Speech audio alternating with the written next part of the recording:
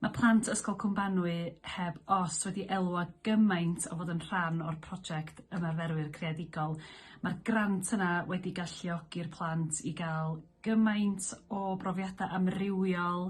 creadigol, ond hefyd yn dysgu heb sylwi i bod nhw'n dysgu. Mae Betsan yr hynna gyda fi wedi mwynhau bod yn rhan o greu rhywbeth yn yr ysgol fydd yna am flynyddoedd i ddod, yr ardd goffa. A dwi'n meddwl bod hi'n sylweddoli gymaint o waith digidol a mathemateg a gwyddoniaeth ag ati sydd yn treiddio mewn heb iddi hi sylwi, a dwi'n meddwl bod o'n ffordd hynod o effeithiol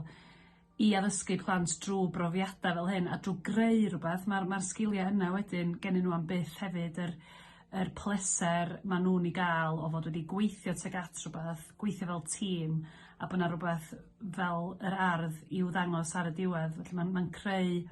y work ethic yna mewn plant yn ifanc iawn, a hefyd gymaint o bethau creadigol fel y prosiect Dere, oedden nhw wrth i bodd y ddau yn nhw Iwan hefyd sydd yn y dosbarth derbyn cael meddwl am syniadau. Mae'r plant yn cael lot o amser iddyn nhw ddatblygu syniadau i hun, yn amlwg efo cymorth y staff arbennig sydd gennym ni, ond maen nhw'n teimlo bod nhw yn gyfrifol dros gymaint o'r syniadau yma hefyd, felly mae'n bendant di bod yn brofiad mor werthfawr, a fel rhiant ac aelod o'r llywodraethwyr dwi'n hynod o ddiolchgar ac yn teimlo'n ffodus bod yr ysgol wedi cael y cyfle yma a'r grant.